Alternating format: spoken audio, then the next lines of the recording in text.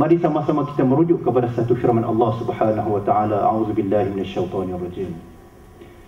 Ya ayyuhan nasu kulu mimma fil ardi halalan tayyiban wa la tattabi'u khutuwatis syaitan innahu lakum aduwwum mubin. Innama ya'murukum bis-su'i wal fahsya'i wa an taqulu 'ala Allahi ma la ta'lamun. Shadaqallahu al-'aliyyul 'azim. Wahai manusia, Allah Ta'ala menyuruh semua manusia tak kira level, pemimpin, rakyat, semua, makanlah apa yang ada di muka bumi ini. Kulu mimma fil ardi halalan tayyiban. Dalam bahasa makna zahirnya makanlah. Walau bagaimanapun apabila kita bedah siasat apa makna kulu. Kulu di sini ditafsirkan para ulama tafsir, antaranya membawa maksud at-tamattu' wa tasarruf, menikmati dan juga mengurus selia. Jadi maknanya makanlah apa yang ada di muka bumi ini, uruslah apa yang ada di muka bumi ini dengan kaedah, dengan cara yang halalan tayyibah, yang halal lagi baik. Kalau makna makan makanan itu makanan yang halal lagi baik. Kalau kata makna mengurus selia itu, urus dengan cara yang baik, tanpa ribanya, tanpa tipu dayanya dan sebagainya. Dan jangan ikuti jejak langkah syaitan. Sesungguhnya syaitan itu musuh kamu yang nyata. Dan di antara jejak langkah syaitan itu antaranya ialah pernyataan palsu. Antaranya ialah bersumpah palsu. Antaranya ialah mereka cerita yang indah-indah, walhal apa yang diceritakan itu sesuatu yang buruk. Sesungguhnya syaitan itu menyuruh kamu akan perbuatan yang buruk, juga perbuatan-perbuatan yang keji, dan supaya kamu mengatakan sesuatu berkenaan dengan Allah Subhanahu Wa Taala apa yang kamu tidak ketahui. Itu manhaj syaitan. Ada 3 kaedah di sini. Yang pertama, menyuruh kamu membuat buruk, keburukan, kejahatan. Yang kedua, berkaitan dengan perkara-perkara yang fahsyak. Dan yang ketiga, supaya kita umat manusia ni bercakap sesuatu yang kita tidak ketahui tentang Allah Subhanahu Wa Taala, tentang apa yang Allah Ta'ala telah tetapkan kepada kita. Baik, jadi alhamdulillah, daripada ayat ini bermakna saranan supaya kita makan makanan yang halal ini, yang lagi baik ini adalah wajib ke atas seluruh umat manusia tanpa kira bangsa, tanpa kira agama. Kerana manusia itu Allah Ta'ala telah jadikan pada level yang paling tinggi. Sesungguhnya kami telah muliakan anak-anak Adam itu. Dan di antara ciri-ciri kemuliaan anak Adam itu ialah kami berikan mereka rezeki-rezeki yang baik. Jadi maknanya apabila manusia itu manusia yang mulia, makhluk yang mulia, maka makanan yang perlu dimakan juga adalah makanan yang mulia-mulia, makanan yang halal, makanan yang baik-baik. Jadi apa hubungannya makanan yang halal dengan makanan yang baik ini? Secara fitrahnya Islam telah menggariskan bagaimana kita berdepan dengan makanan. Di dalam ayat-ayat Al-Quran dan juga dalam hadis-hadis yang telah saya boleh simpulkan di sini, bagaimana kita bermuamalah dengan seorang mukmin, maka begitu juga kita bermuamalah dengan makanan. Apabila kita berjumpa dengan saudara kita yang muslim, sama ada saudara yang bukan muslim pun kita perlu hormat. Apatah lagi seorang mukmin, kita akan mengucapkan kata-kata kesejahteraan dan keberkatan. Assalamualaikum warahmatullahi wabarakatuh. Itu ucapan pertama. Maka makanan yang baik pun kita raikan dengan doa-doa yang baik, kata-kata yang baik.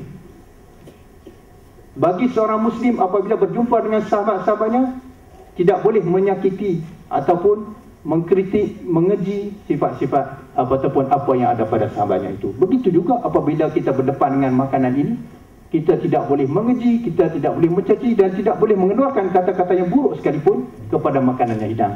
Sebab itu ada sebuah hadis yang menyatakan bahawa apabila dihidangkan ataupun diberikan ataupun dihadiahkan kepada kamu akan makanan, maka lihatlah kepada makanan itu sebagai satu bentuk meraihkan makanan. Dan apabila kita berpisah dengan sahabat kita, kita juga akan mengucapkan siru ala barakatillah, mengucapkan keberkatan dan sebagainya, mendoakan kebaikan kepada kawan kita. Maka begitu juga dengan makanan, apabila kita nak makan, maka kita baca bismillah wa ala barakatillah, dan makanan itu akan bersatu dengan kita, menumbuhkan darah dan daging kita. Sebagaimana seorang al-mar'u ala dini khalidihi, seseorang itu di atas agama sahabatnya, maka dalam hal makanan, you are what you eat. Apabila makanan itu baik, yang menumbuhkan darah daging kita, maka baiklah fizikal. Kalau dari sudut kesihatannya, baiklah. Kalau sumbernya haram, zat-zatnya itu terdiri daripada sumber-sumber yang haram, maka ia akan membentuk perilaku-perilaku yang buruk. Sebagaimana telah ditegaskan oleh Imam Ja'far As-Sadiq, menyatakan bahawa memakan bangkai akan menyebabkan hatinya kasar, hilang rahmat dan kasih sayang, sama ada kepada orang-orang tua ataupun kanak-kanak.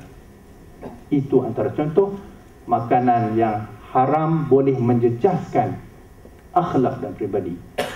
Saya ingin melihat menyampaikan satu kupasan daripada seorang sufi Islam yang suka saya sebut seorang psikologi Muslim, ahli psikologi, Suhail At-Tusturi.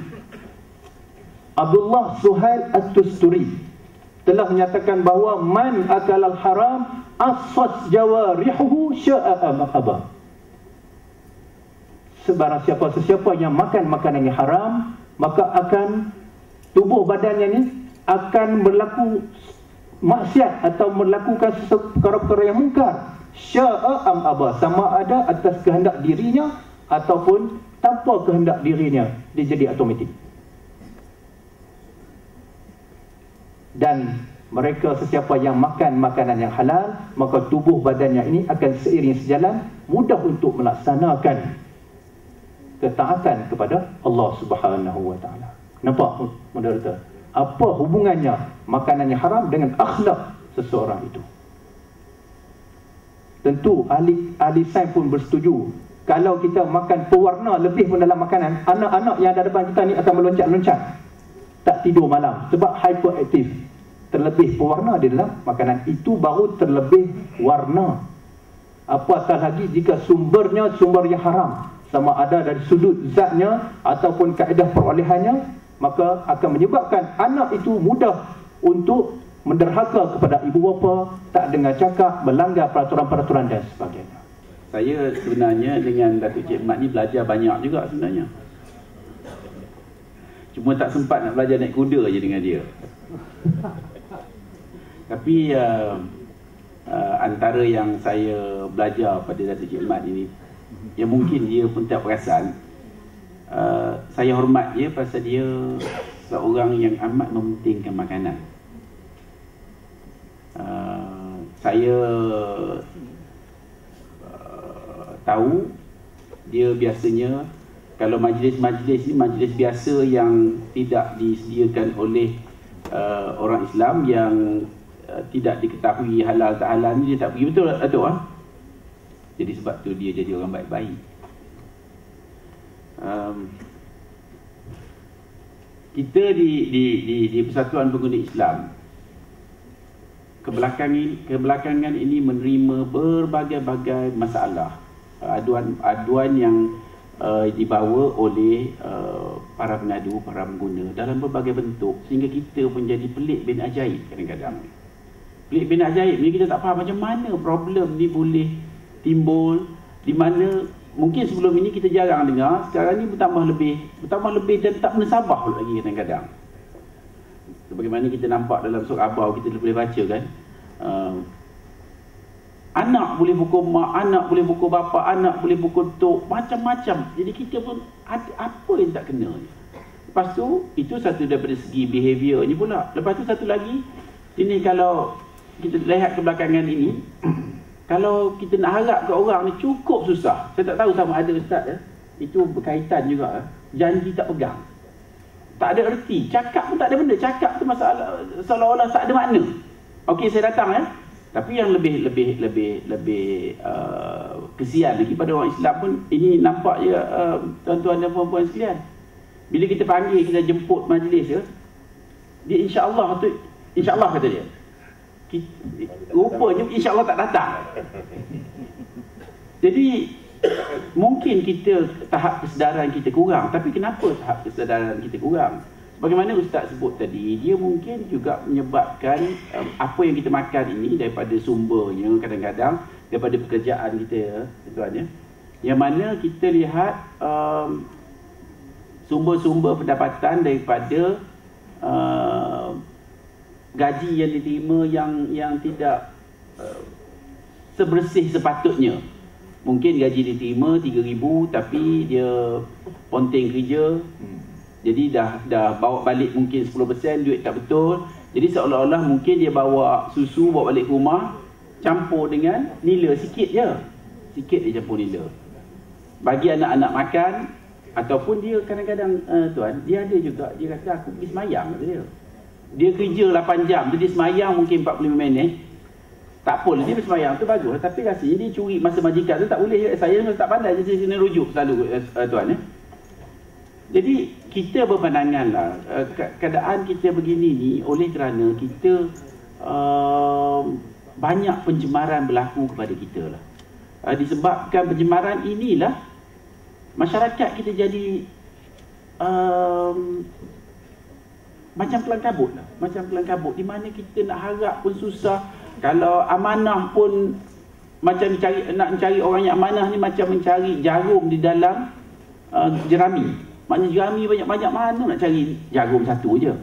Susah je nak mencari orang yang amanah, yang bersungguh, yang berdisiplin. Jadi banyak sangat kualiti-kualiti yang telah hilang daripada masyarakat kita hari ini.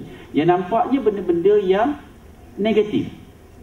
Jadi satu cerita ya di Santiago Zoo, seekor dua ekor anak rimau, kematian ibu dia. Jadi dia orang susukan kepada, kebetulan babi yang ada anak juga masa tu.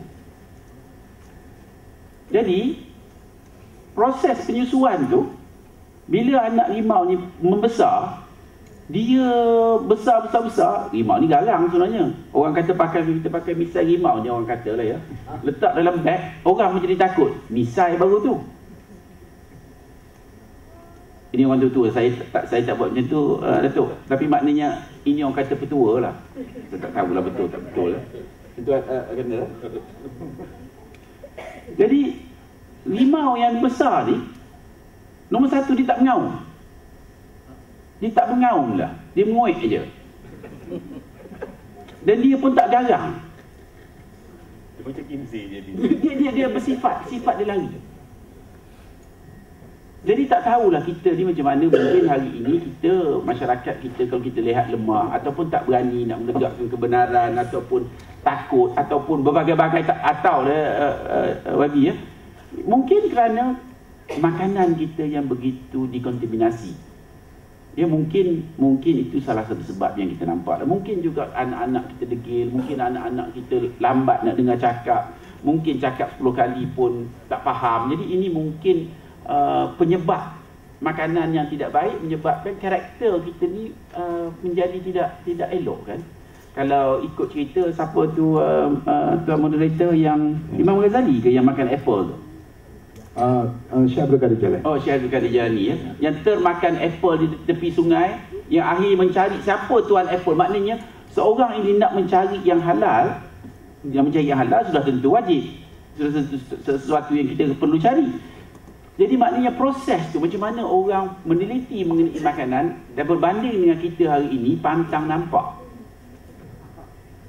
Dia pantang nampak, makan sekali. Lepas tu dia kata, ada tu orang pakai tudung makan kat situ, kata dia.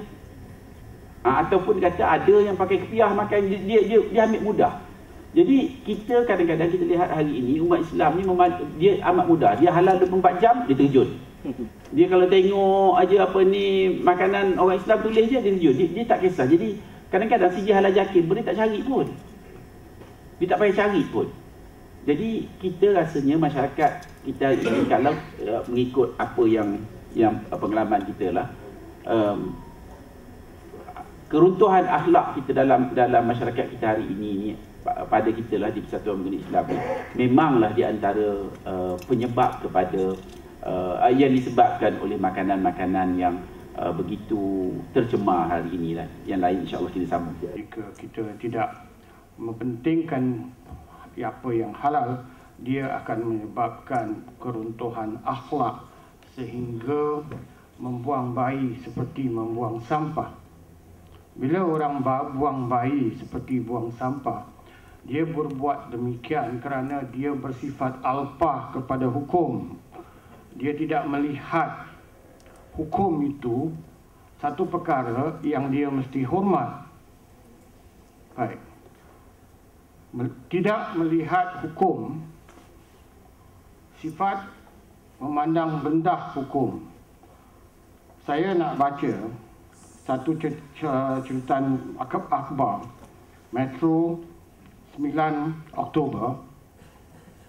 Ini respon seorang artis yang telah ditegur kerana memakai pakaian yang haram, menunjukkan tubuh badan cara yang haram. Artis itu telah berkata, sekali lagi saya memohon maaf bagi mereka yang sensitif. Dia mohon maaf pada orang yang sensitif. Cuma apa yang saya harapkan, jangan nilai orang dari segi cara berpakaian, bergambar atau apa saja. Jadi bagi artis ni, hukum itu bukan penilaian. Hukum adalah dia minta maaf kerana orang telah sensitif. Dia tidak memohon ampun kepada Allah Subhanahu Wa Taala kerana telah melakukan perkara yang haram. Jadi berarti artis ni dia bersifat alpah kepada hukum. Jadi saya nak mulakan dengan itu keadaannya pada hari ini. First slide please. Saya nak pergi kepada apa itu makanan. Bagi orang Islam yang kita takrifkan makanan, bila kita menggunakan perkataan makanan bagi seorang Islam, dianya mesti halal dan boleh dimakan oleh orang Islam. Bagi orang bukan Islam, neraca ukur orang Islam tidak terpakai. Bagi orang bukan Islam, dia tidak menggunakan neraca hukum yang digunakan oleh orang Islam. Orang Islam kalau nak makan, istilah makanan itu, bila kita guna perkataan makanan. Makanan itu bagi orang Islam tertakluk kepada hukum. Kalau ianya haram bagi orang Islam, dia bukan makanan. Kita tak boleh makan. Kalau tak boleh makan, dia bukan makanan. Jadi bagi orang bukan Islam, apa yang kita kata haram itu bagi dia makanan. Jadi perkataan itu sama tetapi mempunyai maksud yang berbeza. Next slide please. Bagi orang Islam, apa yang halal itu terbagi kepada dua. Halal pada sifatnya dan halal pada rohnya.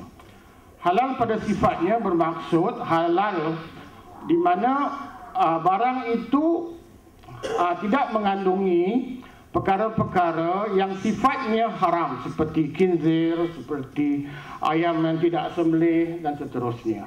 Haram pada rohnya pada saya bermaksud apabila si ayam tadi yang telah disembelih dibeli dengan rezeki duit yang haram. Walaupun ayam itu disembelih dengan betul, tapi kerana dia dibeli dengan duit riba, dia menjadi haram untuk dimakan. Jadi yang haram itu bukan saja dari sudut fizikalnya, tetapi sama ada barang itu telah kita hasilkan dengan menggunakan sumber yang halal. Ya. Jadi apa yang kat sini kita lihat, ada perbezaan penilaian. Tiap-tiap perkataan itu ada bezanya. Bagi orang Islam, perkataan yang sama membawa maksud yang lain daripada bukan Islam. Ya. Jadi, bagi kita insan yang akan mengubahkan akhlak kita bergantung kepada apa kita makan, apa kita tengok dan apa kita dengar. Ini tiga perkara. apa kita makan, apa kita tengok dan apa kita dengar. Apa yang kita tengok akan menjejas rohani kita. Apa yang kita dengar juga akan menjejas rohani kita. Next slide please. Kita nak pergi kepada istilah sebab dalam banyak yang kita tengok dengan banyak yang kita dengar, ini banyak berkaitan dengan perkataan seni. Apa itu seni? Kita lihat istilah seni, takrifan orang Islam. Apa yang boleh kita takrifkan sebagai seni? Seni itu tentu sekali indah. Seni itu tentu sekali cantik. Seni itu harus menjadi satu perkara yang kasih kita kesihatan, menghiburkan kita. Tak mungkin seni itu satu perkara yang haram. Yang haram itu maksiat. Dia tidak cantik, dia tidak indah. Kalau kita kata yang haram itu indah, berarti kita seperti kata makanan yang mempunyai khinzir itu makanan untuk orang Islam. Mana mungkin. Yang seni itu, bila kita kata sesuatu perkara itu seni, kita memperkatakan benda itu cantik, benda itu indah, benda itu baik. Dan benda yang indah, benda yang baik, benda yang bagus mengikut neraca seorang Islam tak boleh haram. Tidak boleh haram dan mestinya halal dalam sudut hukum. Kalau dia haram, dia bukan seni, dia maksiat. Dan maksiat itu tidak halal untuk orang Islam. Seperti juga makanan yang mengandungi unsur-unsur yang haram akan menjejaskan akhlak orang Islam. Apabila kita mengambil yang haram itu sebagai seni, kita akan menyebabkan diri kita menjadi alpa kepada hukum, alpa kepada apa yang Allah Ta'ala telah izinkan. Jadi, kalau kita menggunakan akal fikiran, dan akal itu duduknya atas kalimah syahadah, kita akan berpegang yang semua perkara yang bukan yang haram bukan seni. Semua perkara yang haram hukumnya bukan seni. Bukan seni. Yang haram itu maksiat, tak boleh buat. Kalau benda yang haram dibuat dan kita muliakan, sama juga kita memuliakan atau kita menikmati makanan yang penuh, maaf cakap, khinzir. Apabila kita buat demikian, kita menjadi manusia-manusia yang alpa kepada hukum. Next slide please. Ini satu perkara yang saya nak utarakan. Apa yang haram yang dianggap indah dalam masyarakat kita pada hari ini. Ada dua perkara yang besar dalam masyarakat kita hari ini yang haram dari sudut Islam yang dianggap indah. Dan kedua-dua perkara ini yang dilihat dan didengar. Dan akibat kealpaan kita kepada hukum Allah Subhanahu Wa Taala, kita ada dalam masyarakat kita manusia-manusia yang sanggup buang bayi seperti membuang sampah. Saya tak kata hanya kerana dua-dua ini yang mengakibatkannya. Saya kata kerana kealpaan hukum. Kealpaan hukum mentakrifkan apa yang haram sebagai seni, misal kata.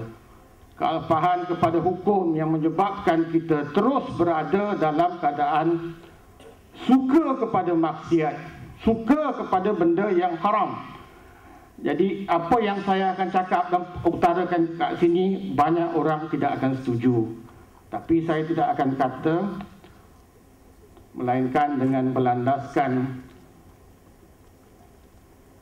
hadis dan nas-nas yang sahih. Nombor 1, next slide please. Keperluan untuk berhibur. Keperluan insan untuk berhibur bergantung kepada kelaparan rohani kita. Seperti juga jasad, keperluan untuk makanan bergantung kepada kelaparan kita. Jika kita diberi makanan yang haram,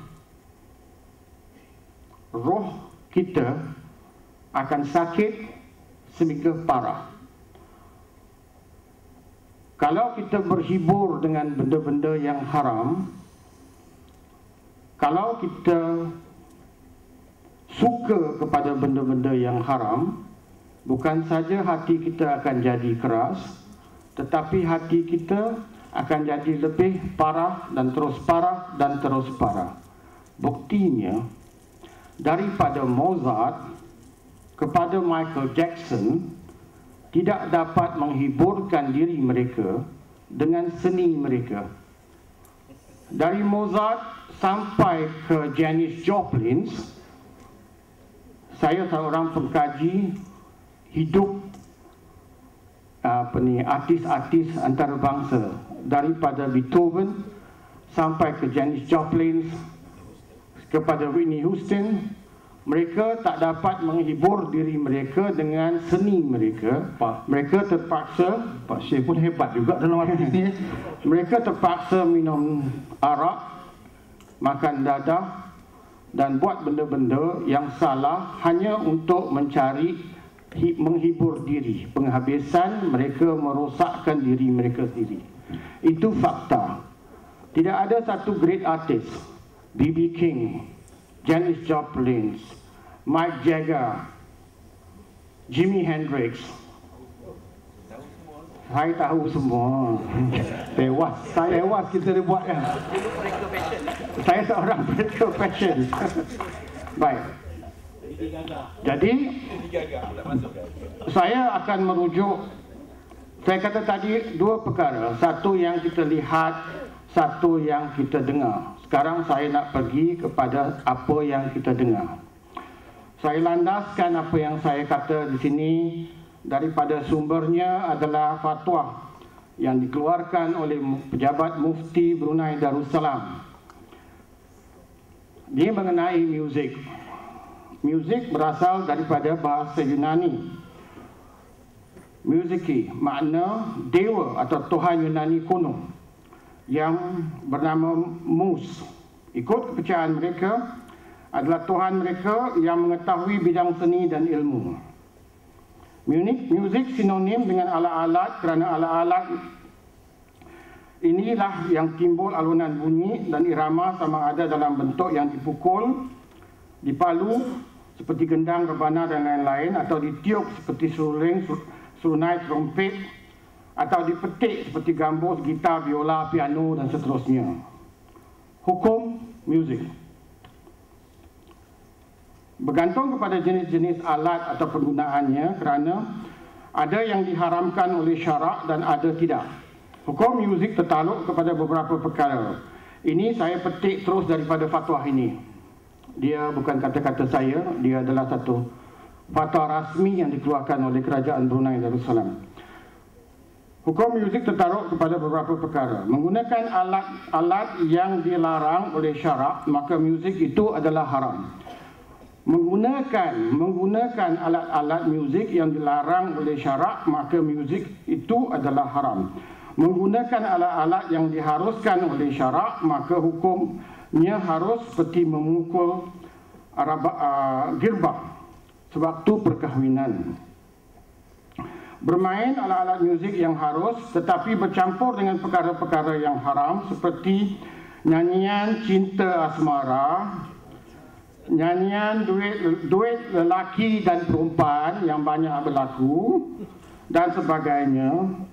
Para ulama telah sepakat menghukumkan bermain muzik dalam keadaan seperti itu adalah haram. Para ulama telah sepakat menghukumkan memain muzik dalam keadaan seperti itu adalah haram. Nas. Hadis riwayat Abu Daud yang maksudnya, saya akan baca satu hadis sajalah, tak payah banyak lah kan. Bahawa Allah Subhanahu Wa Taala telah membangkitkan saya sebagai Nabi, menjadi Nabi dengan hidayat dan rahmat kepada orang-orang mukmin. Dan Allah telah memerintahkan saya supaya menghapuskan alat mazaif, alat bunyi-bunyian, dan alat mazamir seperti suling, dan alat-alat akta, bunyi-bunyian bertali, salib, dan perkara-perkara jahilah. Dan Tuhan saya telah bersumpah dengan kebesarannya dan kekuasaannya dan kemuliaannya, tidak minum seorang hamba daripada hamba-hambaku itu akan setekuk daripada arak dengan sengaja ketika berada di dunia dan seterusnya. Ya, tapi yang mula tadi kita tengok dalam hadis ini diriwayatkan oleh Abu Daud. Tadi dalam mula hadis itu mengatakan Nabi SAW telah memerintah untuk menghapuskan alat-alat itu. Baik. Hadis-hadis yang lain, boleh kita just tengok hadis-hadis yang lain. Hadis yang kedua, ketiga. Riwayat Ibnu Abbas, kubah itu haram, danu itu haram, ma'azaif itu haram, dan alat berjenis tiup itu haram. Hadis riwayat Abu Hurairah, sekumpulan dari umat aku pada akhir zaman ditukar mereka menjadi monyet-monyet dan babi-babi. Sahabat berkata, ya Rasulullah, apakah mereka itu orang-orang Islam? Sabda sallallahu alaihi wasallam, ya, mereka mengucap 2 kalimah syahadah dan mereka mengerjakan puasa. Kata sahabat, mengapa mereka menjadi begitu ya Rasulullah? Sabda sallallahu alaihi wasallam, mereka bermain dan berhibur dengan alat-alat bunyi-bunyian dan menyaji dan penyanyi-penyanyi wanita dengan rabana, dan mereka minum berbagai jenis arak, dan mereka bermalam dengan minuman mereka, berhibur riuh rendah mereka pada maka pada pagi hari mereka bertukar rupa menjadi monyet. Bagaimana seorang Islam, tidakkah dia sedar yang apa yang dia buat itu salah dari segi hukum? Bagaimana kita terlepas membuat benda yang haram, kita boleh menyebut Alhamdulillahirabbil alamin? Bukankah ini satu perbuatan mengalpahkan hukum, tidak mengindahkan hukum? Dan kerana perbuatan-perbuatan ini, bukankah kita mendidik masyarakat untuk bersifat alpa kepada hukum? Sekarang kita pergi kepada apa yang kita lihat. Next slide please. Ini yang kita lihat dalam masyarakat. Ya, tunjuk. Kalau sensor tak payah. Kita mempunyai sifat alpa kepada hukum.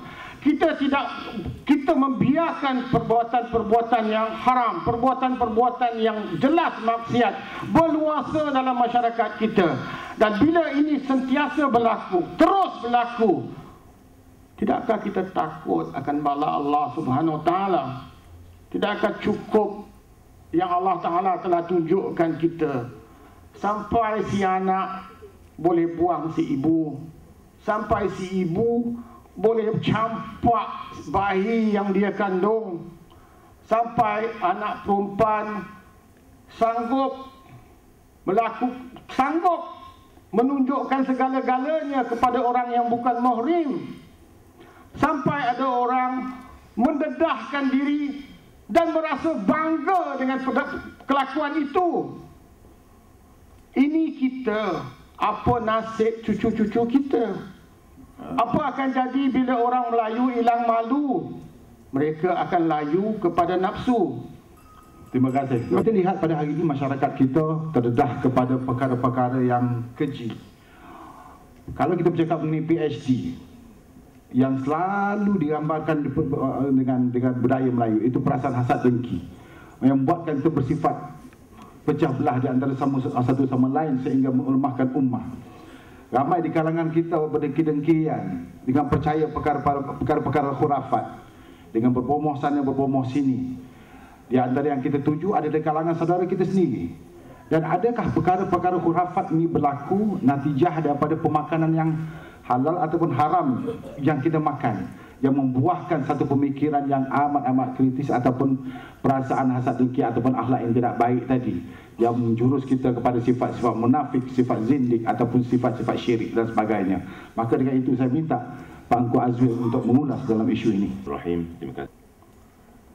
Setelah mendengar apa yang disampaikan oleh Ustaz tadi dan juga Ustaz PPIM, dia dikira Ustaz kita lah di PPIM ni, Tuan Syekh Karim ni, dan juga apa yang diulas oleh Hadinda Datuk Nadim tadi, kita sebenarnya pada hari ini realitinya di negara kita, di masyarakat kita sebenarnya terdedah kepada bermacam-macam ledakan, bukan sahaja dari segi permakanan yang sebenar seperti makan melalui mulut, tetapi kita diledakkan dengan dari segi pemakanan rohaniah juga.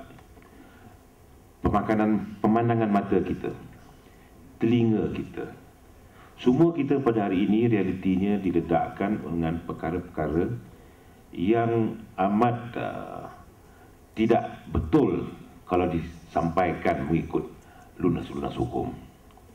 Jadi dalam perkara ini, seperti mana yang Mus tanya tadi, budaya masyarakat Melayu yang berdengki-dengkian dan sebagainya, adakah hasil daripada pemakanan yang haram? Pada saya, hasilnya bukan dari segi pemakanan, dari segi mulut yang kita makan melalui mulut, tetapi ianya berbagai-bagai melalui apa yang kita lihat, apa yang kita dengar, persekitaran kita. Ini semua menjadi suatu pendorong ke atas pembentukan akhlak dan rohaniah seorang Muslim pada hari ini. Ini amat menakutkan. Jikalau kita yang sudah dewasa pada hari ini, kita mungkin ada juga sedikit sebanyak asas pemikiran yang boleh kita guna pakai. Tapi bagaimana dengan anak-anak yang baru lahir, yang baru pergi ke sekolah?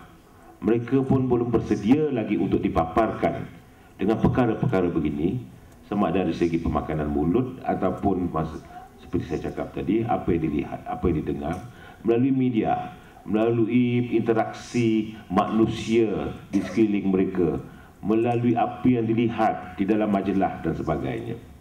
Ini adalah satu juga punca kepada pembentukan rohaniah dan jiwa seseorang itu, sama ada dia seorang Islam ataupun bukan Islam.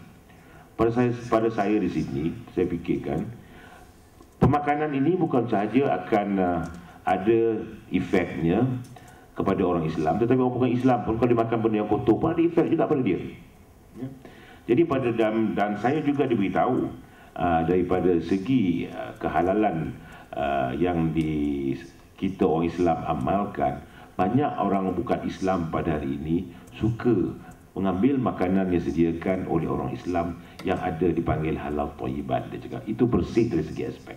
Banyak orang bukan Islam itulah dapat pada hari ini menghayati dan mengambil kira bahawa halal dari segi Islam itu adalah sesuatu yang menyeluruh dan bukan sahaja dari segi physical aspek saja, kebersihannya, hasilnya dan sebagainya. Jadi dalam hal yang dengki-berdengki ini, jikalau kita sentiasa dipaparkan dengan perkara-perkara sebegini, macam Syekh Karim cakap tadi, dalam media, kita tidak, kadang-kadang tu agak sukar untuk kita menuduh atau memarahi mereka yang berakhlak dan berkelakuan demikian.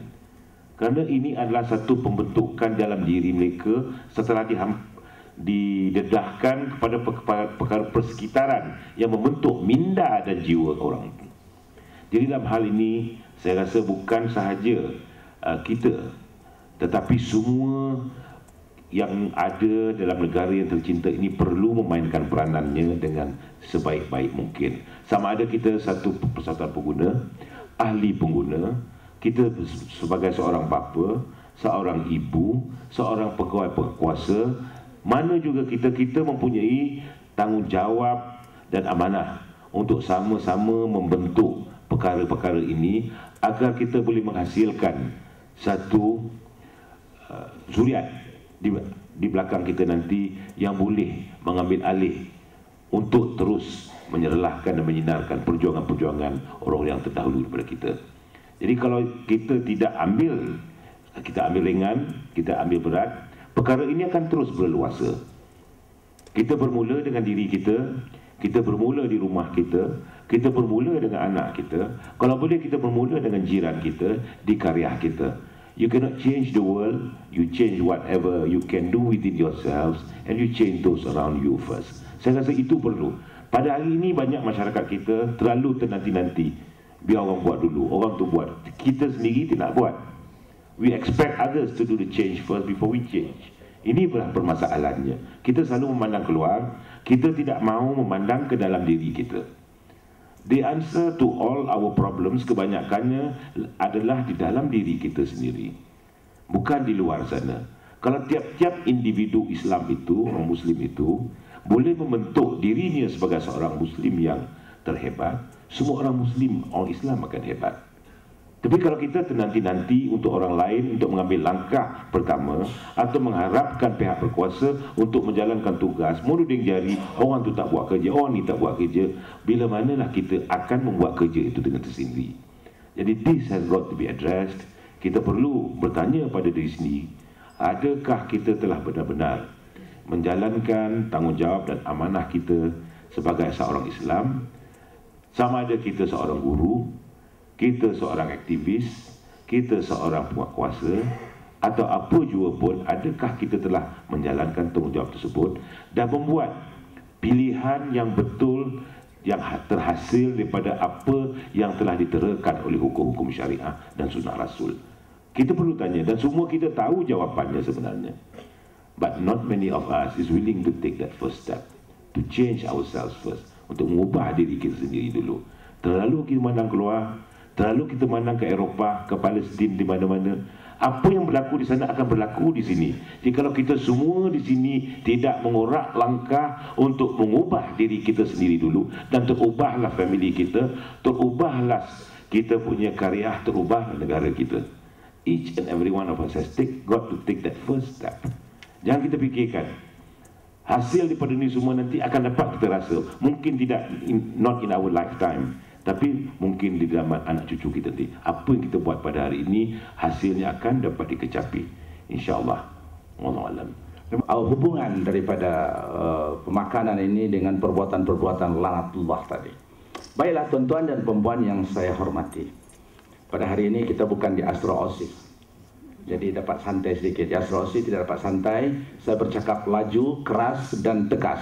Karena masalah pembentangan tentang kejahatan black magic, sihir, saya sekali-kali diajarkan oleh guru saya, Profesor Dr. Buya Hamka, jangan kamu lembut dan lemah, karena jin setan itu musuh nyata. Mereka harus diperangi, tangkap, pancung, bunuh. Itu rumus diajarkan oleh Profesor Dr. Buya Hamka kepada saya, dan juga Profesor Buya Nasir, dua-duanya sudah wafat, mengajarkan kepada saya, jangan kamu lengah dalam hal ini, kamu harus tegas dan keras. Mereka itu tetap mengintai kamu. Kalau kamu betul berjuang untuk hal ini, nanti setelah dewasa, katanya waktu itu saya masih sekolah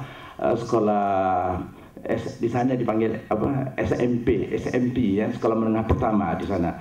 Jadi dia nasihatkan supaya kamu jangan lemah. Jadi saya sampai saat ini sudah lebih kurang umur 60, tak pernah saya lembut dan lemah, dan bila berkata, apabila berhubung berkait dengan jin, setan itu terkutuk, tukang sihir, dukun, bomo, lanat, saya sudah bahasa saya, nada saya sudah tinggi. Kenapa demikian? Mereka memang jahat, harus dibasmi. Cuma tidak ada law untuk ini.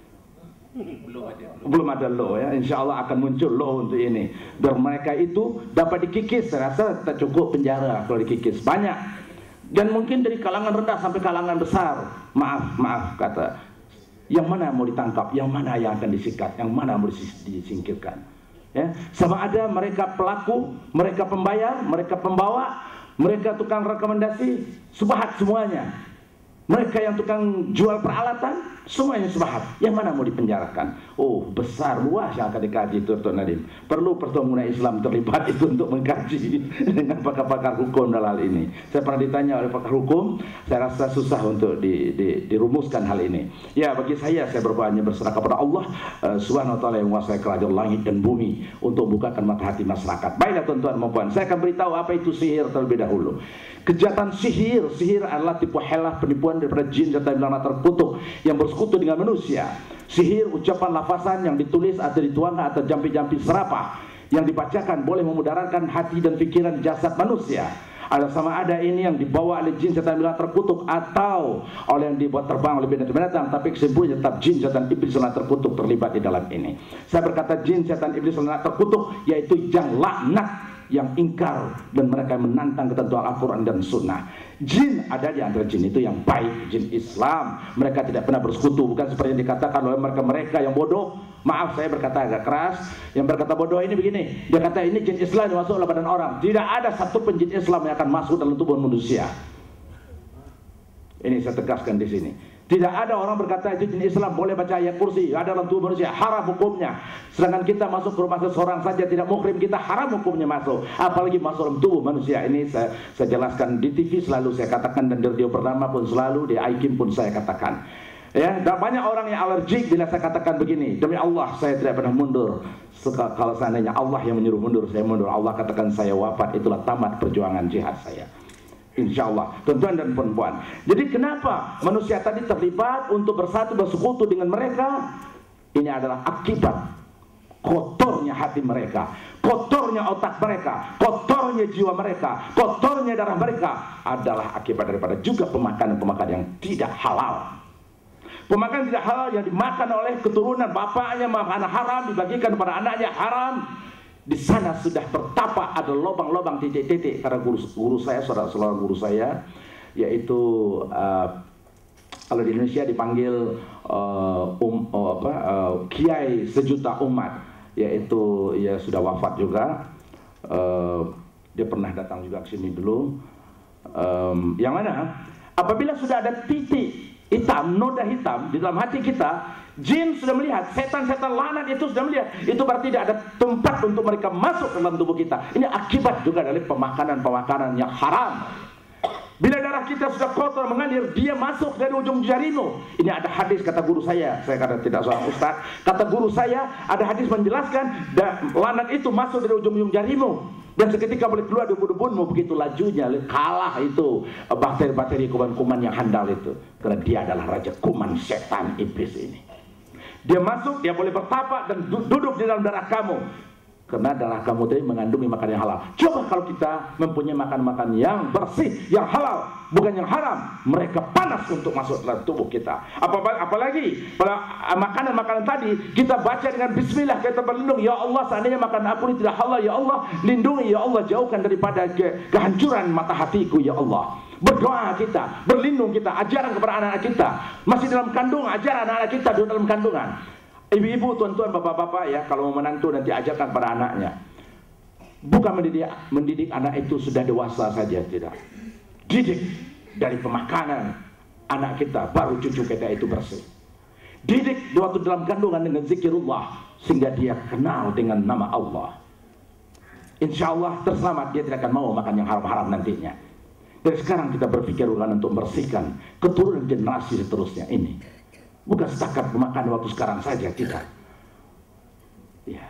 Suatu Anda beritahu pada anak-anak menantu kita, sebelum Anda masuk kamar, Anda berlindung dahulu kepada Allah, supaya jin setan iblis terkutuk sihir ini tidak mengikuti Anda ke dalam kamar. Mereka pun ikut serta untuk perbuatan-perbuatan Anda dalam kamar. Maka haram mengalir. Ini dasarnya titik noda dari makanan haram tadi. Makanya pemikiran anak kita lahir bagaimana untuk berbuat jahat. Apabila sudah lahir pemikiran berbuat jahat, dilafazkan, didengar oleh setan-setan iblis, dia akan hasut untuk berbuat penganiayaan kepada sesama manusia. Makanya ada gerai-gerai yang di sebelah maju, di sebelah maju, ada gerai kecil, goreng pisang, nasi lemak saja, ada pakai dukun bomo. Bodoh ini. Bodoh. Hal nasi lemak pergi jumpa bomoh, jumpa dukun. Yang terakhir bangsa kita juga, orang kita juga, sebelah kita Melayu, orang kita jual nasi lemak. Dia lemah karena jin tadi. Apabila disuruh satu perkara oleh dukun, bagi ramai kedai itu dia dah bayar aku dah. Jin tadi berbuat 10 kali ganda. Dia buat kedai itu laris, dia tutup kedai sebelah supaya orang tak nampak kedai sebelah. Ini sihir. Sihir adalah mengada-adakan yang tidak ada, menyatakan tidak nyata, membusukkan yang wangi, yang busuk jadi wangi, yang wangi jadi busuk, yang cantik jadi buruk. Contohnya anak istri kita, anak kita, istri kita cantik, tetapi kalau sudah kena sihir, kenapa kita marah-marah, benci melihat wajahnya yang tidak cantik lagi? Inilah kejahatan sihir. Kejahatan sihir ini terlibat ada syaitan di dalamnya, makanan-makanan haram yang sudah kita tanamkan kepada anak istri kita dan keturunan kita. Bersihkanlah dari Anda, sampaikan kepada kerabat keluarga kita agar kita sekali-kali jangan memakan makanan haram. Sebagaimana diterangkan oleh panel 1, panel 2, panel 3, panel 4. Saya hanya menyambung sedikit sebagai tetamu pada hari ini. Ribuan maaf dari saya. Saya rasa cukup demikian. Seandainya ada pertanyaan, saya akan layan 5 menit. Kalau tidak ada pertanyaan, saya tutup. Saya mohon maaf karena agak keras dan kasar. Saya tidak mau ada jin setan iblis mengikuti saya, nanti cekik di luar. Malam ini saya tak boleh tidur. Ini kurang ajar nih. Dah tua ni minta mati ni, aku cekik. Alhamdulillah sampai saat ini saya berkata sudah banyak yang ukut dalam telefon. Apa katanya keluar saya dari TV. Dia telefon. Datuk. Datuk berani cakap handal ya. Tidak, saya menyampaikan yang benar. Salah ke? Jangan kurang ajar. Saya pun sikit saja saya cuik dia. Kalau begitu tuan adalah dukun bomol anak terkutuk. Anda adalah dukun kurang ajar. Anda lah yang mananya orang, karena Anda marah kepada saya. Kalau Anda marah, kalau Anda dukung saya, berarti Anda orang baik-baik. Anda marah, sekarang begini, kalau Anda marah jangan dengan saya negosiasi dalam telepon. Anda pengecut. Buka serikat gabungan 21 orang dukun laknat, mari sign agreement, cabar saya di depan polis, biar polis tahu nak tangkap kamu. Mana yang menang, mana yang kalah. Sign agreement. Saya begitu terbujur lalu terbintang patah. Guru saya Buya Hamka beritahu, Ananda, jika kamu langkahkan kaki kamu dengan nama Allah. Terbujur lalu terbintang patah. Utang nyawa bayar nyawa, jangan kau mundur. Insya Allah sampai saat ini saya masih segar. Doakan supaya perjuangan jihad tentang ini tidak banyak orang yang berani menyampaikannya. Terima kasih atas sambutan Anda. Wabillahi taufiq wal hidayah. Wassalamualaikum warahmatullahi wabarakatuh. Di waktu malam. Dan juga waktu malam je siap. Tak kira lah siang ke malam. Sebab ramai sahabat-sahabat saya, tak kira waktu siang ataupun malam, mereka melakukan kegiatan begini dengan membawa pasangan-pasangan mereka lah. Dan juga memakan duit pinjaman alung. Sila Tuan berikan penerangan duit pinjaman selanjutnya. Sallallahu alaihi wasallam, maksud hadis itu adalah apabila kita mendengar satu nyanyian, daripada seorang bidu wanita dan rasa terhibur, Allah Subhanahu wa taala di akhirat nanti akan menuang pelempung panas ke dalam telinga kita. Jadi hukum mendengar muzik-muzik yang lara, lagu-lagu yang lara, yang telah diijmakkan oleh empat mazhab fiqh adalah haram, tak kira siang atau malam. Tak kira lagu-lagu muzik-muzik yang lara, ya. Nah, muzik tak sama dengan nasyid. Muzik tak sama dengan kasidah. Kasidah itu bukan muzik. Bila kata istilah muzik itu, dia bermaksud lagu-lagu seperti yang kita tahu lagu-lagu. Ini telah disepakati oleh semua ulama sebagai mendengar tak kiralah mendengar karaoke ke, mendengar kat televisyen ke, mendengar kat radio ke, hukum dia adalah haram. Assalamualaikum warahmatullahi wabarakatuh. Berkaitan dengan hutang, kepada siapa kita berhutang. Jadi kesempatan keadaan orang yang berhutang itu, mengapa dia berhutang dengan Along, kenapa tidak dengan Pak Engku, contohnya.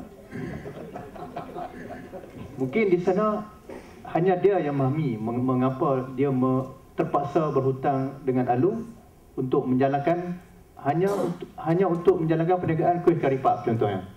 Kenapa sampai begitu sekali? Jadi keadaan-keadaan begini akan menjadi mempengaruhi keadaan hukum itu. Nampak? Jadi kalau sekadar suka-suka nak bermewah-mewah, nak beli kereta besar, nak tunjuk diri hebat, meminjam Along, itu hukumnya haram. Tapi dalam keadaan kesempatan, kita ada pejabat zakat, datang mohon zakat, bukan masalah alamat, kita ada prosedur bagi memastikan dia tu betul-betul layak, itu saja. Itu pengarah Jawi ada untuk menjawab soalan. Keperluan asasi boleh, tapi kalau nak buat bisnes yang sepatutnya kita tempat lain yang kita ambil, sebab kita tahu Along ni kadang-kadang banyak dia punya interest dia, bayar dia punya bunga dan sebagainya lah. Okey, saya ada tiga pandangan di sini. Kenapa orang hari ni, orang yang ada ni depan ni pun sama dengan rakan-rakan saya ni yang berfikiran yang bagus untuk sama-sama kita nak bina satu masyarakat pada hari ni. Ada tiga sebab dia.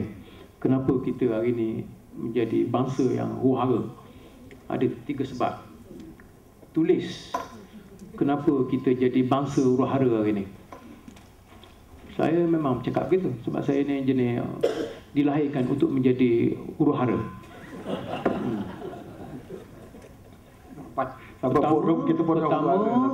Pertama kita tidak sensitif.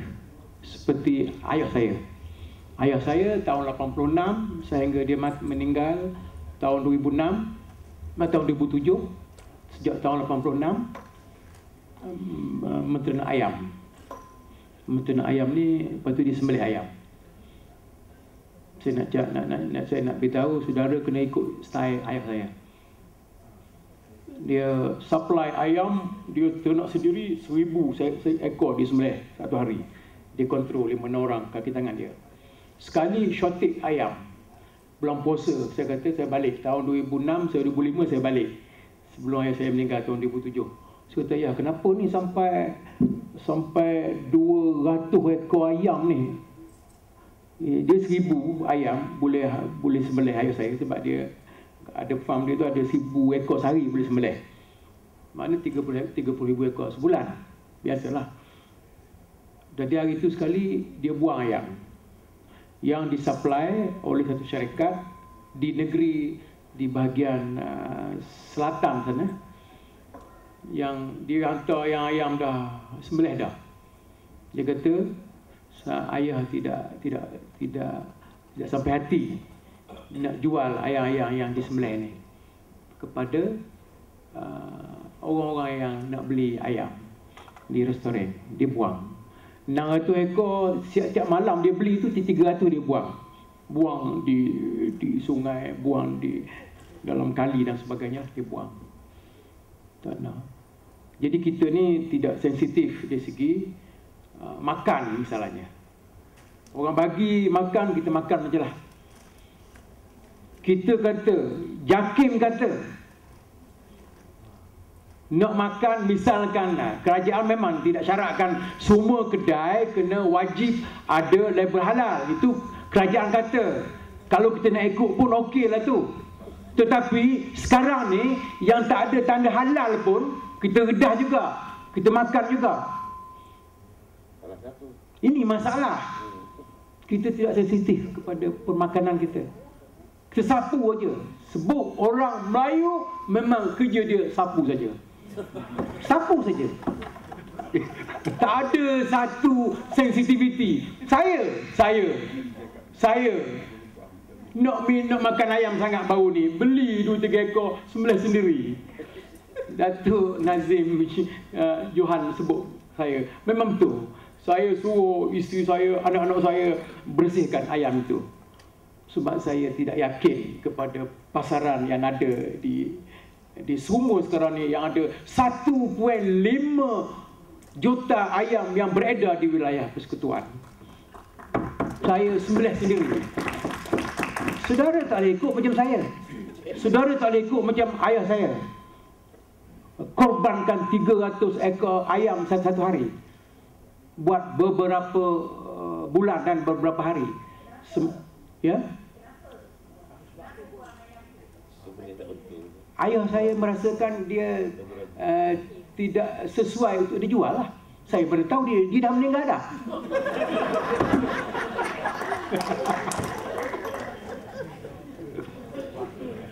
Apa salahnya? Ayah saya buang dalam laut, apa salahnya? Ayam dia, duit dia.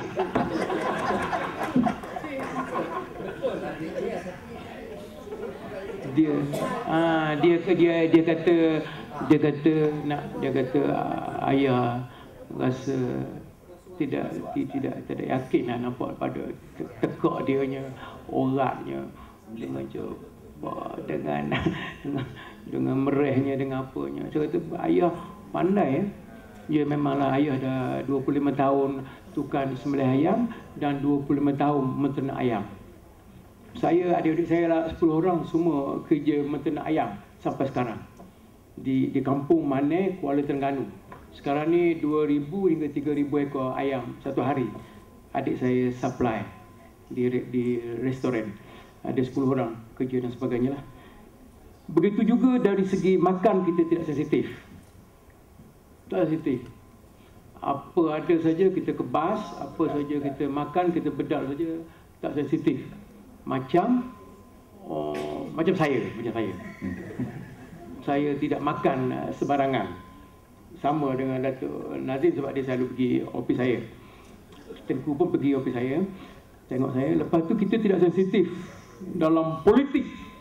Orang kata menatang apa pun politik pun kita biar begitu saja politik kita tak kisah. Berpecah ke, krisis ke, orang maki ke, Masya Allah. Sedangkan negara orang lain tidak ada macam negara Malaysia ni. Jarang kita berjumpa. Di atas kestabilitas, di atas keadaan ekonomi yang berkembang pada hari ini. Bukan saya nak kata yang terbaik. Kalau tidak terbaik, masakan ada 2-30 country di luar negara. Mari cari makan di Malaysia pada hari ini. Tapi saudara nak jatuhkan kedudukan saudara apabila saudara berada di luar negara, bercakap dengan rakan-rakan. Saudara bukan tak pergi di Mekah. Saudara bukan tidak pergi ke negara-negara jiran tetangga. Saudara bukan tidak pergi di Arab Saudi, di negara-negara yang hancur, berperang dan sebagainya. Sehinggalah pada tadi kita tidak sensitif. Hanya kita lihat saja, ramai yang menangislah, berperanglah, Palestin beratus-ratus tahun berperanglah. Kita tak ada apa. Disembelih sana apa semua. Itu sikap orang Islam kita pada hari ini. Al-Islamu ya'lu wa la yu'lai. Kita sebut tiap-tiap hari, kita sebut dalam Al-Quran sebut, tapi tidak ada sensitif, tidak ada sensitiviti kita dalam masyarakat. Tak ada. Orang Islam kita kena tibai pun saudara. Bagus. Orang satu pihak politik hentam satu pihak politik, sama-sama Islam. Bagus. Kena hentam dah. Negara ni akan hancur. Saudara menunggu kehancuran. Saya tidak. Sebab saya orang positif. Dan saya orang sensitif.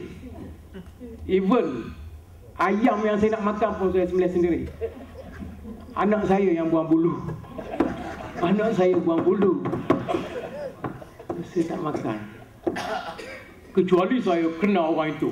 Bukan senang nak kenal orang. Catering bukan semua saya kenal orang. Jadi saya makan ikan, sayur, benda-benda yang macam itulah, benda yang agaknya kalau Datuk pergi keduri kahwin masalah ke tu? Saya tengok orang lah. Tak sensitif. Kemudian kita ni yang kedua, kita tidak pandai. Tak pandai. Tuhan bagi ilmu macam-macam dalam Islam ada, tapi kita tak pandai. bagi duit banyak mana pun kita buang gitu aja. Innallaha la yuhibbul mubadzirin. Tuhan tidak suka orang yang membazir. Tapi kita sangat-sangat membazir. Nak raya satu bangsa lain di dunia mana pun tak ada lah sampai kau nak raya ni macam-macam kita menyusahkan orang. Bulan raya. Bermacam-macam makanan tu buang di bakul sampah, buang di tong sampah sebagainya. Dan berbulan-bulan sebelum puasa tu berkiu-kiu nak pergi bayar beli barang di restoran, di shopping center. Sampai nak sembahyang tarawih pun terganggu dan sebagainya. Pergi buka sana, baru tu pergi buka puasa pula tak ada, gantung halal haram pun tak ada di kedai, di tempat Ramadan buffet dan sebagainya. Saudara tidak sensitif. Saudara memang tidak pandai. Ya tak apa, tak mendengar pun tak apa. Saya pun lepas ni saya akan balik lah. Saya lepas ni terus saya akan balik. Sebab saya dengar semua dia kan. Lagipun saya kenal semua orang hebat depan saya tak kenal. Tak apalah. Maknanya tidak pandai. Orang lain urus. Misalnya kita ni tak pandai nak urus, tak pandai. Macam kita kan ada duit kan jangan bagi dia naik pangkat lah apa. Sebab kita tabur je. Beli ni konon-kononnya nak raya ni. Konon-kononnya nak beli raya, baju raya, nak pakai hari raya, nak pakai semayang raya, semayang subuh setahun sekali pun tak pernah semayang. Semayang raya hanya sunat. Yang wajib tu semayang pagi tadi mu semayang ke tidak ni? Masya Allah. Aku tahu. Tepuk tangan lah sikit. Ada 5 pasang, maju Melayu 6 pasang. Iyalah. Kita tak raya lah. Jangan cakap batu lah. Nak cakap ni dalam satu ni syaitan ni dia buat. Tapi nak bagi kesedaran. Tapi hak kita hari ni tidak praktikal. Saudara tidak praktik.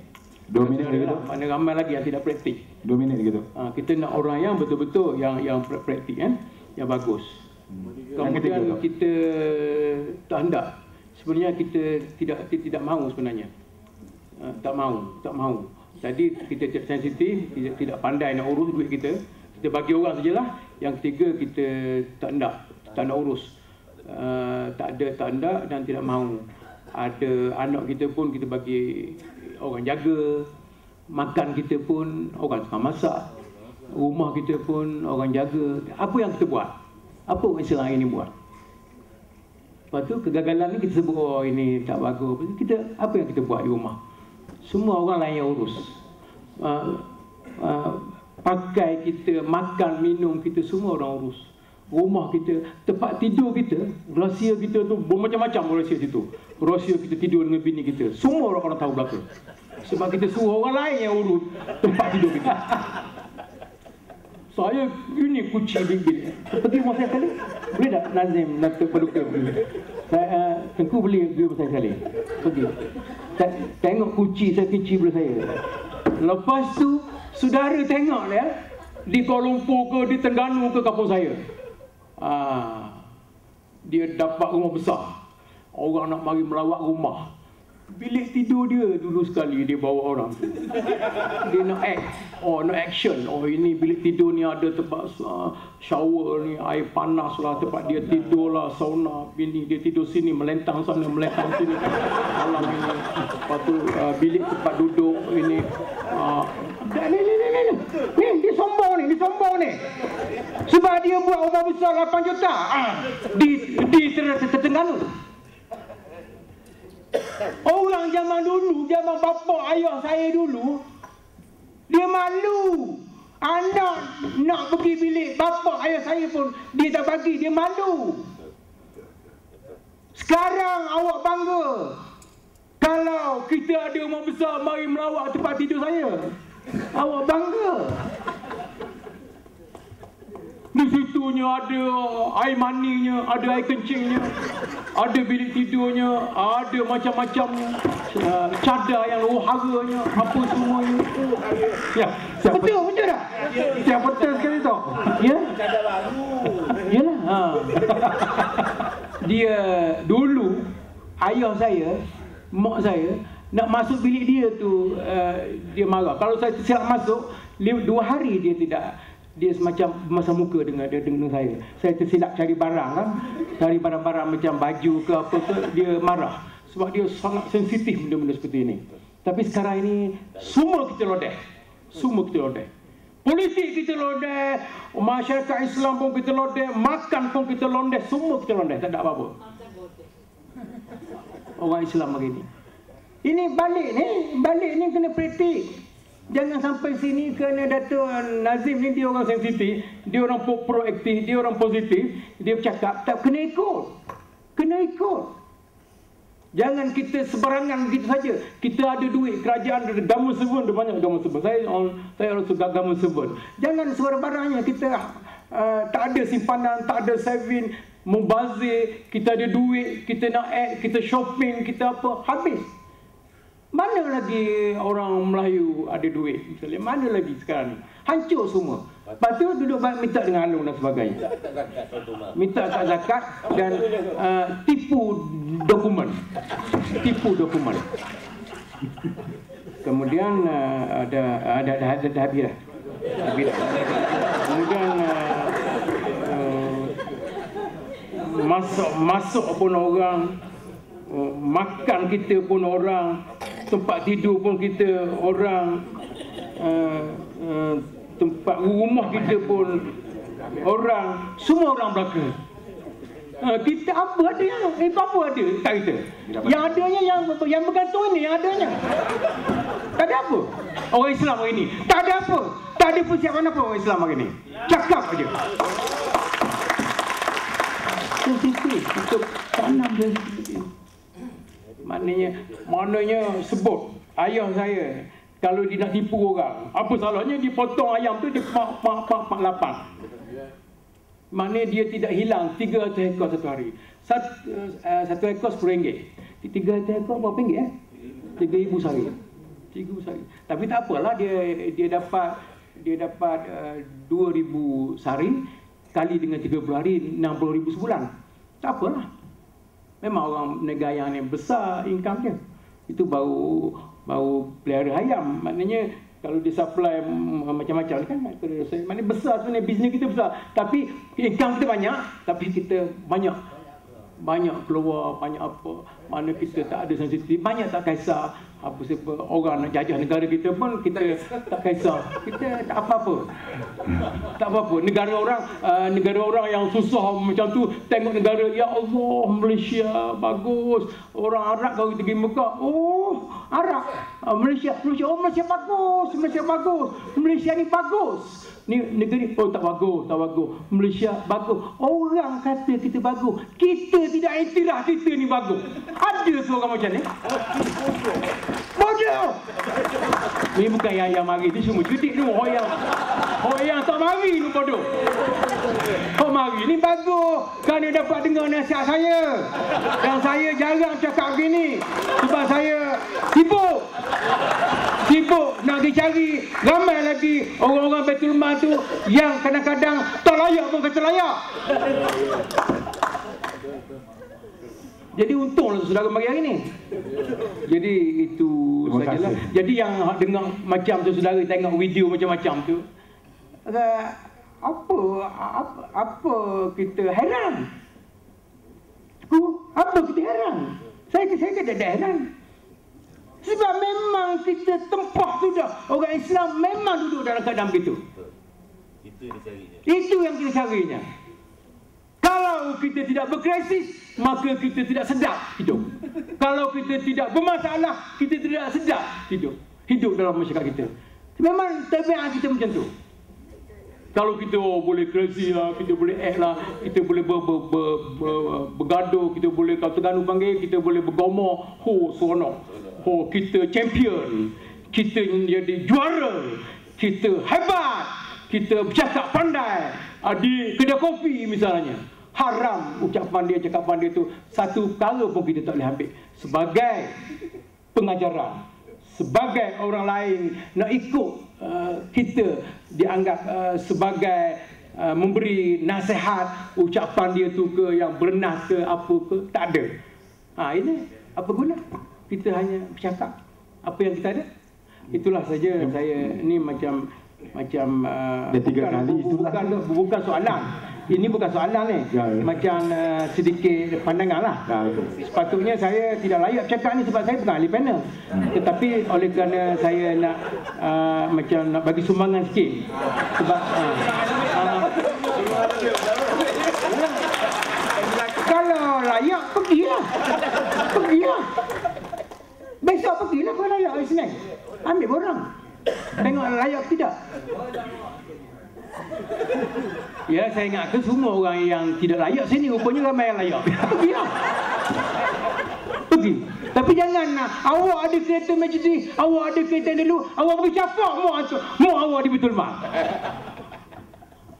Mu awak boleh jaga awak 10 orang. Tapi awak 10 orang belum tentu boleh jaga mak awak seorang. Tepuk tangan. Mak awak 10 orang anak boleh jaga, tapi awak 1 orang. Ni semua sini ni okey, semua yang di luar sana. 10 orang anak belum tentu boleh jaga mak seorang. Bawa kereta molek-molek pergi campak dekat Betul Mak. Saya sebab apa saya kena teruk? Sebab saya kena teruk apabila ada aduan, KSN nak telefon saya. KSN telefon saya 3-4 kali 1 bulan dulu. KSN dulu. Dia sangat very proaktif, very prihatin. Tu kenapa tu orang di bawah jambatan masih ada lagi air raya Allahu Akbar orang takbir, tapi tidak jaga orang tu. Rupanya 10 kali dah kita bagi orang tu. 10 kali dah bagi. Terima kasih. Minta laporan. Terima kasih. Masa kurang. Yalah, saya nak masa forum lain kalau ada. Assalamualaikum warahmatullahi wabarakatuh. Kita tengok beberapa gerai makan yang dibuat oleh DBKL lah. Banyak, saya ingat 5-6 tempat di DBKL ni. Kalau tuan-tuan pergi merawat, kita tengok suram je semuanya. Semuanya suram. Pasal yang saya dapat tahu, yang ni kata gerai sebelah-sebelah, yang ni buat yang ni buat yang tu. Jadi habis semua. Jadi ini mungkin antara kelemahan yang amat besar dalam kerja pun macam tu, dalam pejabat macam tu. Jadi kita perlu mencari kaedah dan faham lah. Kalau nak serah pada Pak Gu saja pun mungkin ini satu yang suka. Maknanya kita sendiri pun perlu memahami dan perlu beramal jugalah, rapatkan diri kita kepada Allah Subhanahu Wa Taala. Kalau tidak mungkin nak serah pada dia pun agak sukar. Tapi kalau ada apa masalah kita boleh cuba aturkan ya. Untuk makanan import, sijil halal diisu oleh pihak JAKIM. Ini yang paling sesuai untuk menjawab adalah Ustaz Khalis. Minta Ustaz Khalis mengulas dalam soalan ini. Bagi produk import, pihak industri yang mengimport produk luar negara dan ingin menggunakan logo halal, antara syarat utamanya ialah dia boleh menggunakan logo halal badan Islam yang diiktiraf oleh JAKIM di sana. Contoh, kita dah ada 3 badan Islam telah disahkan oleh JAKIM di Australia. Jadi produk daripada Australia, jika dia nak menggunakan logo halal, hendaklah guna logo badan Islam yang disahkan di sana. Dia tak boleh pakai logo JAKIM ni. Dia tak boleh. Kalau dia nak guna logo halal JAKIM, dia kena mohon di sini, kena buat permohonan.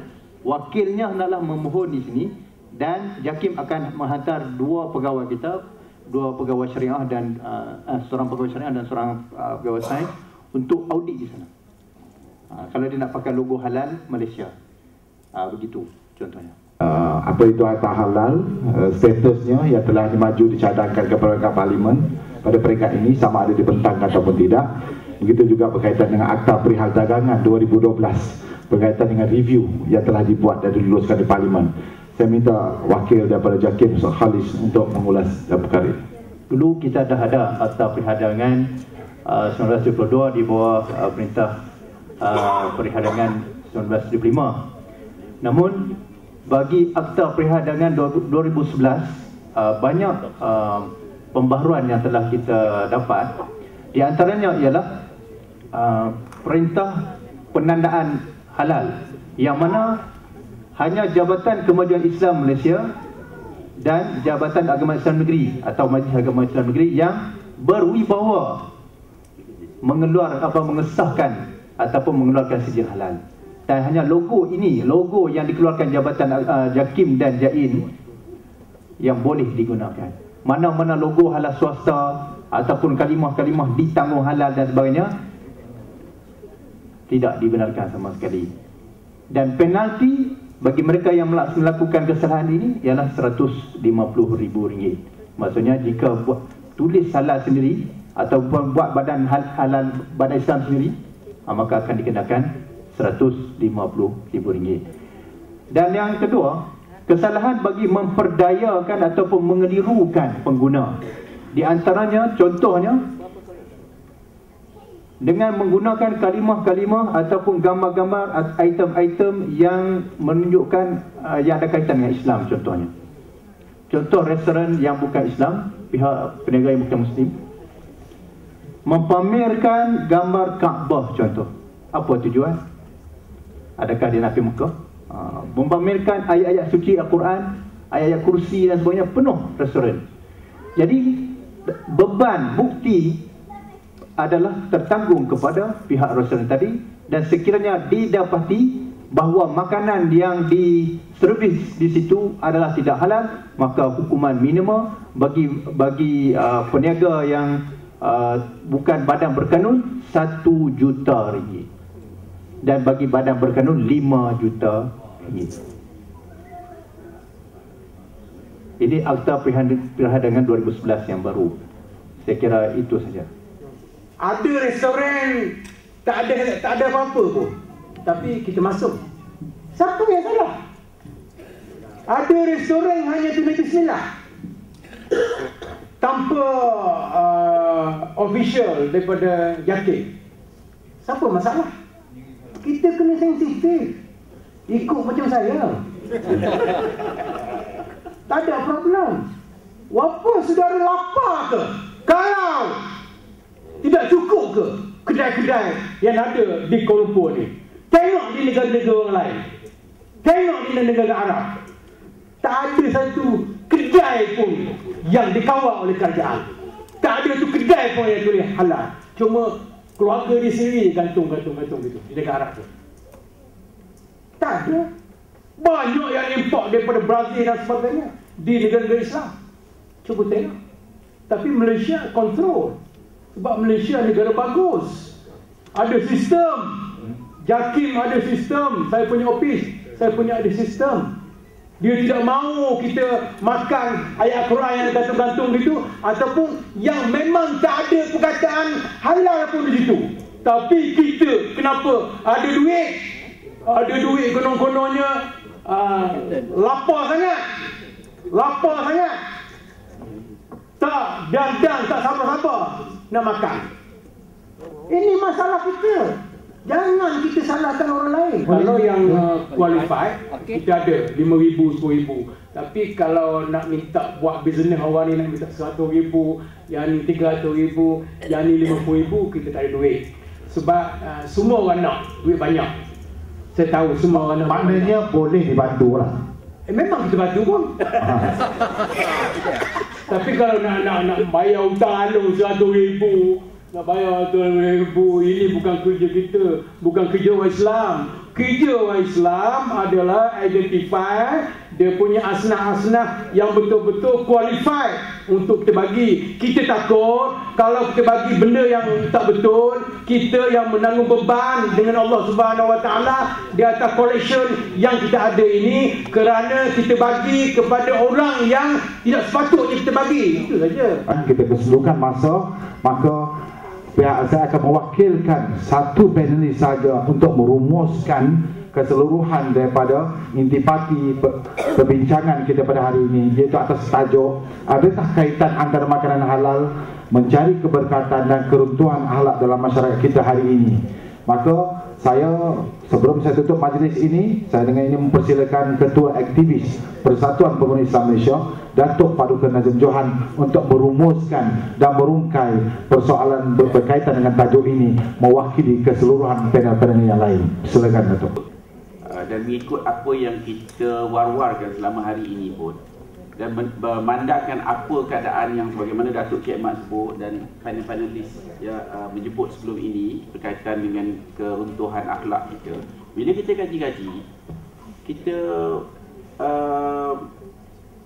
kita buat rumusan. Kita perlu ada satu arah tuju yang jelas, iaitu kita ajar anak-anak kita, cucu-cucu kita, kawan-kawan kita, saudara-saudara kita, supaya wujudkan satu apa ni kata orang, moto lah ya. Moto yang kita cadangkan adalah mencari keberkatan hidup. Itu harus dipegang dan dalam tangan kita, supaya apa yang kita buat, kita tanya diri kita, adakah ini membawa keberkatan hidup kepada kita. Kalau kita jumpa duit, kalau orang yang mencari keberkatan hidup, kalau kita jumpa duit bawah ini pun, 30,000, 50,000 pun kita tidak akan ambil. Pasal kita nak berkat kehidupan ini. Dan maknanya sudah tentu, kalau kehidupan tidak berkat, tak ada makna. Duit banyak pun tak ada makna. Kalau ada kuasa, ada pangkat, ada segala-galanya, tak ada berkat. So tak ada makna. Jadi rumusan yang kita buat, kita harus berusaha mencari keberkatan, dan itu harusnya menjadi matlamat kehidupan kita. Ya, prinsip kita adalah itu. Maknanya kalau orang nak bagi duit pun, kalau duit tu tak betul, kita tak mau. Makanan tak betul, kita tak mau. Jadi itulah yang kita nampak paling mudah. Pasal kalau berkat, saya terbaca ya dalam paper dulu, seorang ibu ni kerja dia sebagai gardener, dan suami dia bekerja sebagai penoreh getah saja. Anak 13. Tapi semuanya graduan yang berjaya semua. Hidup aman-aman, dan dia pun sihat. Umur 70-80 tahun masih sihat. Jadi kita ingat, kalau kita ambil sesuatu yang tak berkat, banyak pun tak cukup.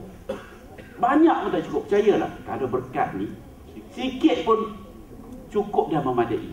Jadi kita nak hidup yang tenang. Kita tak mau nipu. Pasal tipu ni pun, siapa pun kalau kita tipu, kita buat tak baik, kita dapat yang tak baik. Bukan mungkin dapat hari ni banyak duit, tapi esok, lusa, Datuk mungkin tak sihat, mungkin macam-macam Allah nak tunjuk. Jadi kita rumuskan, biarlah kita di sini mulakan matlamat kehidupan kita daripada kecil, daripada anak kita ajar apa pun, cari keberkatan itu. Ya, itu saja yang saya rasa kita boleh kongsilah setakat ni. Dan kalau ada apa-apa, jumpa kita cuba tengok apa yang kita boleh buat. Terima kasih.